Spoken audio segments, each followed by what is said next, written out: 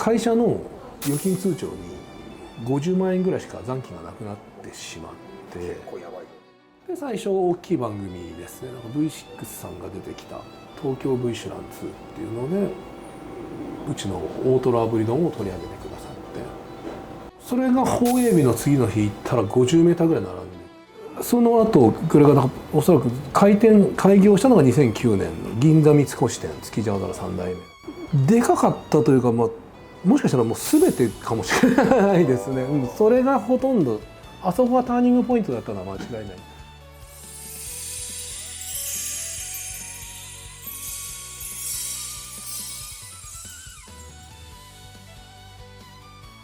寿司はこれから世界でどんな姿に変わっていくのだろうか。築地で受け継がれてきた伝統を守りつつ挑戦を続ける築地青空3代目石川社長。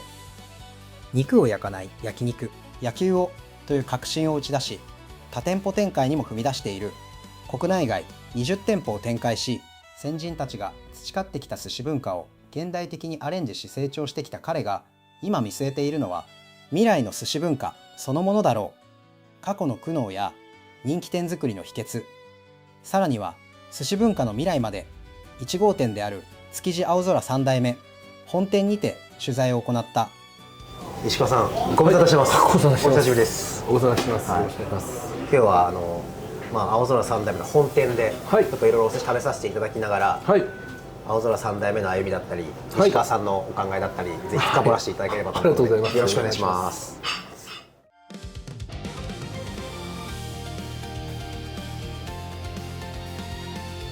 やっぱ板前さんによって好みが違うんで、ここは僕たちは板前さんの目となって、板前さんの好みのマグロをお届けするっていう、そういう仕事だと思います。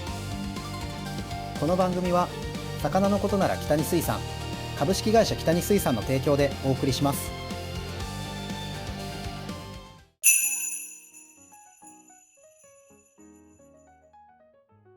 有限会社築地青空代表取締役の石川元信です。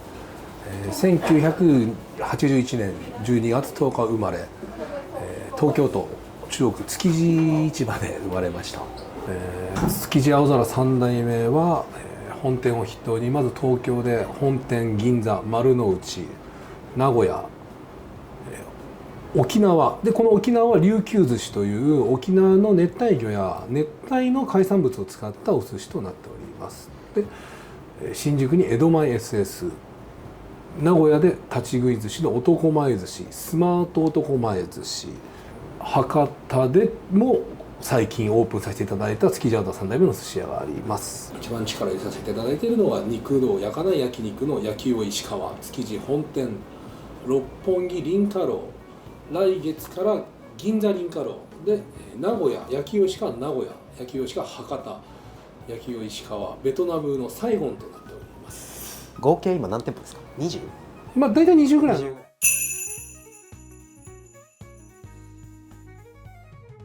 本店はその青空3代目の中でも一番最初のお店ですね。そうです。一番歴史がある。起業した時に、この会社を起業した時のに同時にオープンしているのがこの築地青空3代目本店です。今オープンしてどれぐらいですか？2004年にオープンなので、ちょうど丸20年経過したなっていうところです。すごい。築地本店のグループとしての立ち位置とか、コンセプトっていうのは言葉にするとどんなお店ですか？そうですね、もちろん一番大切なお店のうちの一つだっていうところ、やっぱりその築地の雰囲気だったり会社のアイデンティティを感じられる店舗かなと思いますね。やっぱここがね築地っていうのもあるし、フラッグシップ的な、そうですそうです、もちろん最初の地であり、最もやっぱり旗艦店ですよね。で今日握ってくださるのは本店で今板長されてる鶴谷さん。鶴谷隆一板長です。鶴谷さん、よろしくお願いします。よろしくお願いします。はい。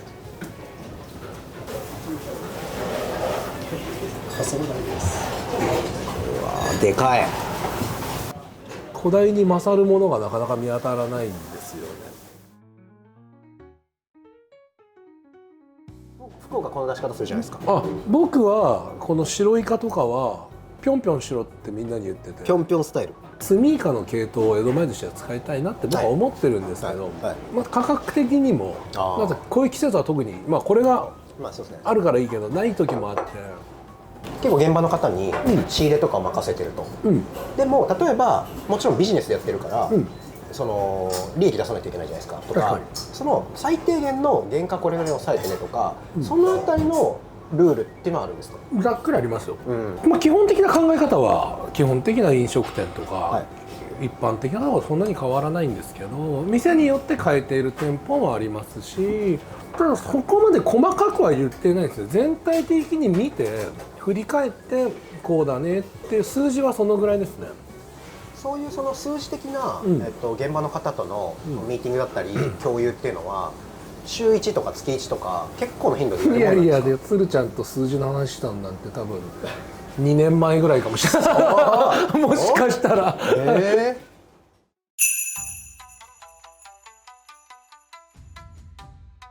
青空3代目の中で社長的にこの一貫をぜひ食べてほしいとか、このやっぱうちは特にこれを食べてほしいっていう一品ってありますか？まあ一番はやっぱりマグロ、藤田マグロ、今食べたような、はい、本店のマグロは藤田水産さんから。そうですね、全てじゃないんですけど、でもかなりの部分お世話になってます。うわすごいなこれ。やっぱうまいですよね。かっこいいな。ちょっと扱いが難しいんで、ちょっとちゃんと使える板前が使わないと味が引き出ないんですけど、でもいいマグロですよね。美味しいやつは本当に多分日本一美味しいんじゃないかっていう日が何回もあるんで。やっぱ青空3代目イコール全店舗ではないけどやっぱ藤田さんのマグロってイメージも、僕最近やっぱ僕もあって、そうですね。マグロ屋さんとの信頼関係だったり、コミュニケーションっていうのは最初は結構やっぱ大変だったりしたんですか？まあ、藤田さんはねもともとその丸の内店舗でからスタートしたのでこう5、6年ですかやらせていただいてますけど、元はその父も仲卸ですし、母の方も仲買なので、一緒に始めた親方はもともと寿司職人なので、そこの僕の苦労っていうのはその普通の人がするであろう苦労は僕にはなかったです。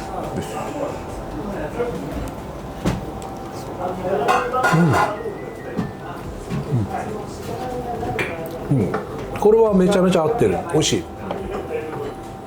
中トロは飲み物。中トロは飲み物。藤田マグロは飲み物です。これうまい。うまい。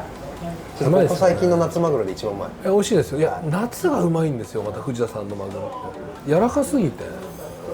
柵のままかじれる時が多分あるぐらい柔らかいですよ。いやちょっとこのマグロは今興奮状態ですね。めちゃくちゃうまかった今の中トロ。店はお任せだと金額でいうとどういうタイプが？8,800円、13,500円、18,700円、3コースです。8,800円は握りのみですか？いえ、全部ちょっとつまみも。少し全てをおつまみです。この今の中トロのクラスのネタだと一番いいやつですよね。もうこれはも北水産のマグロを使わせていただいているのはう一番いいコースです。そうです。それ以外となると、まあ、やっぱり光り物だったりその貝類白身みたいなそういうあっさりしたネタがうちのシャリとか塗っているお醤油とかが引き出るように、その臭みを抑えるようにとかっていうのを結構集中してずっとやってきたので。しかもこれ小肌に当たりネギ入れたんですか？ネギだけじゃないんですけど、ネギ生姜。もう少し本当に新婚の頃は柚子をいや出ましたけど、これねでかい時が合うのよ。フォルム最高っすねこれ。やっぱ結構よく皆さん小肌を泳ぐように握れとかよく言う方多くて、すごい躍動感があって一匹が泳いでる感じに見える。小肌のなんかそのままに見えるっていうか。大型です。個性的。でかいその新子の前のなんか枯れそうな時期のでかいやつがめっちゃうまかったんですよ。鶴ちゃんが握ってくれたやつが。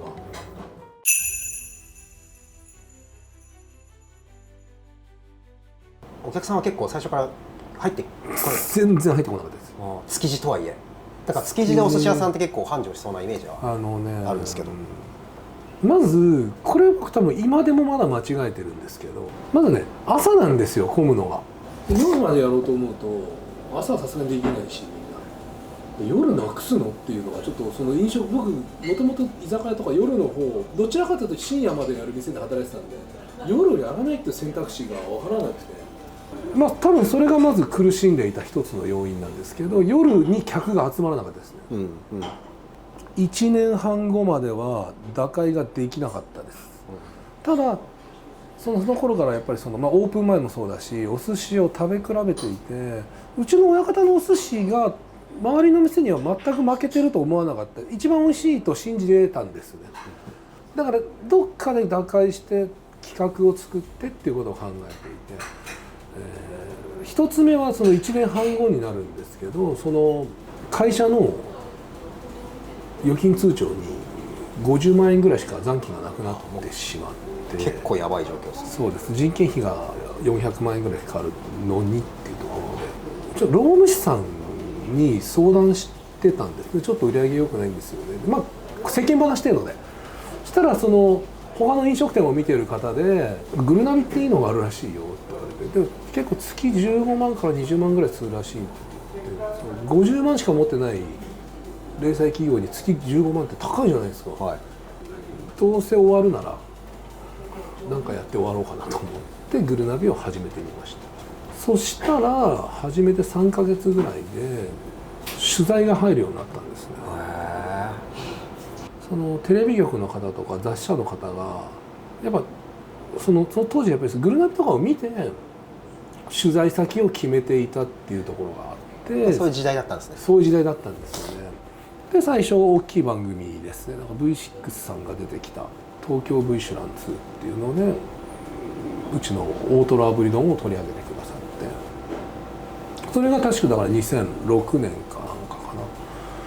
それが放映日の次の日行ったら50メーターぐらい並んでて、テレビ全盛期というかで売り上げもだからあれで 2.5 倍ぐらいになっていきなり最初、それでまあとりあえず一難というか一つ突破したなっていう感じがそうグルナビ始めたってい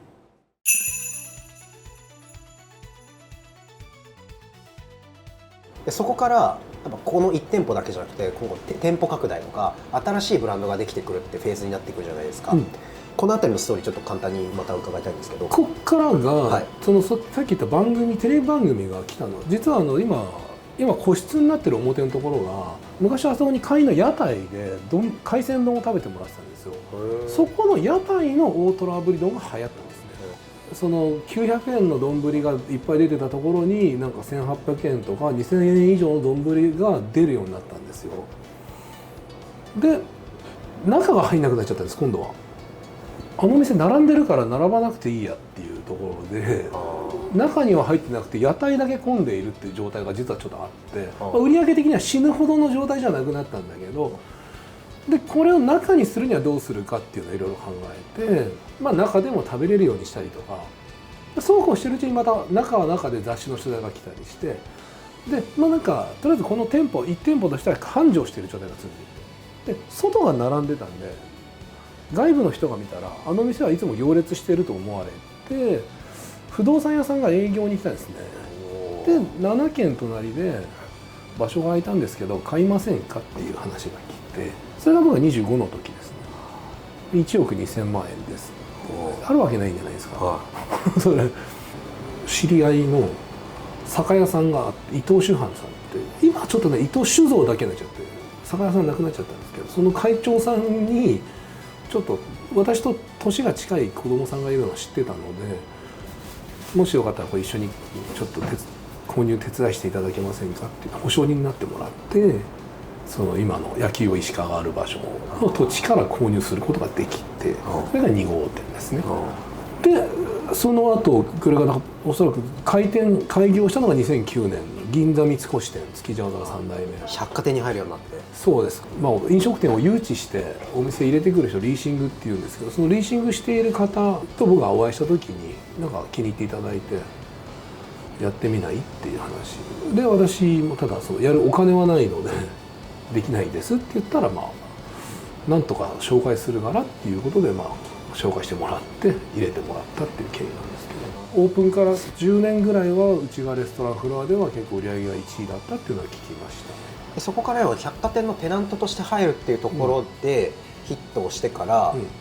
以降もいろんな地方に行かれたりも結構商業ビルに入ってたりするんですけど、それは結構でかかったですよね、三越店のヒットっていうのも。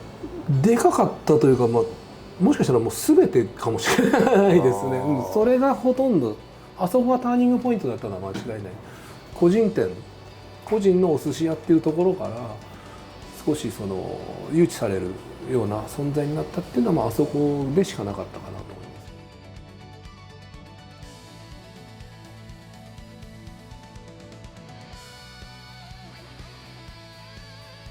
そうか、これは網目のそうですそうです。マークっていうか、ランドテッキの網目です。すごいおしゃれな柄だな。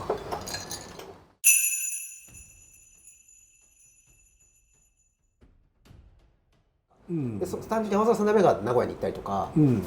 あと沖縄の挑戦とかいろいろあると思うんですけど、そこから、新しいブランド、青空3代目から派生して、野球用に代表されるような新業態みたいなところができてくるフェーズになってくるのかなと思うんですけど、寿司じゃなくて魚を使った業態で日本で誰もやってないものっていうので、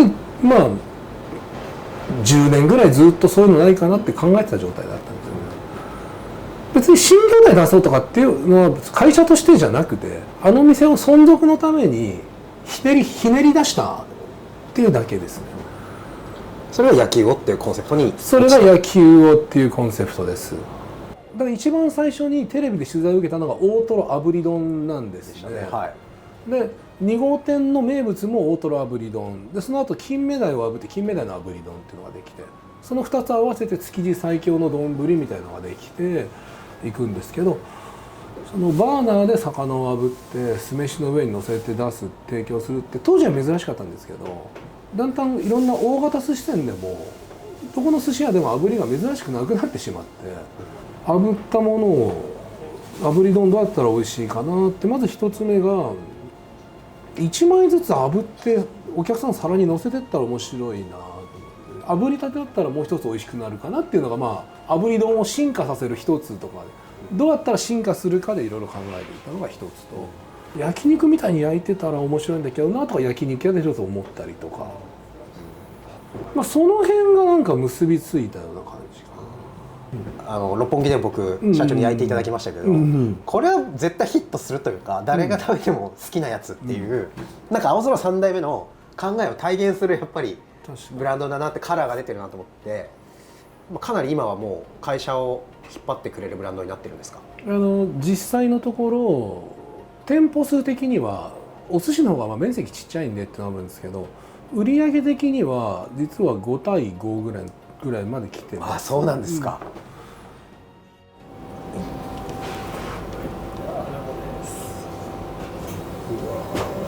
うまそう。極力色はつけてないですよね。打ち解けがめちゃくちゃ良かった。程よい多分成長のペースというか、すごいヒット店をコツコツとありがとうございます出店されて横展開されてっていうすごい成功されてるなと思うんですけど、今後、会社としてとか一寿司の作り手としてどういうふうに寿司文化を盛り上げていきたいみたいなところを、未来をどう捉えてますか？未来か。ただ今やってる野球を石川とかこの業態に関しては少し伸ばしていくこともできるかなと思っていて、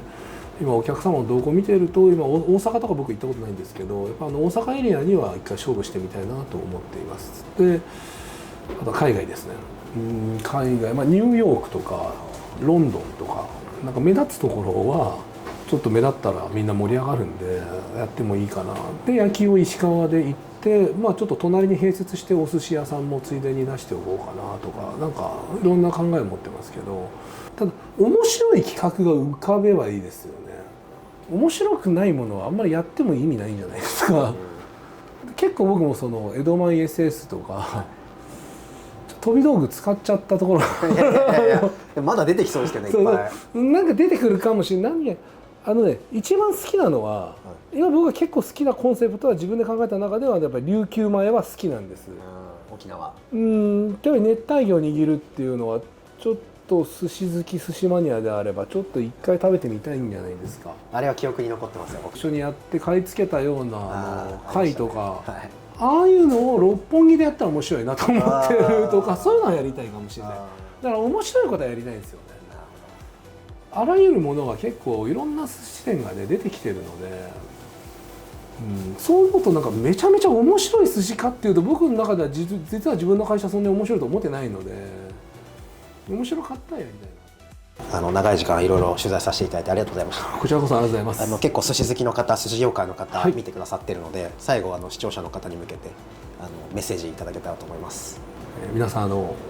いつでも店舗でお待ちしておりますが、お手柔らかにお願いいたします。お待ちしております。ありがとうございます。いやまた次取材させていただくときはもうちょっと広がってるかもしれないし、そうですね新業態ができてるかもしれないし、また引き続き寿司ファンとしてよろしくお願いします。青空さんの皆さん楽しませてください。今ねいい若手がたくさん出てきてくれたので、なんとか踏ん張れると思いますのでよろしくお願いします。いつもありがとうございます。今後ともよろしくお願いします。今日はありがとうございました。どうもありがとうございました。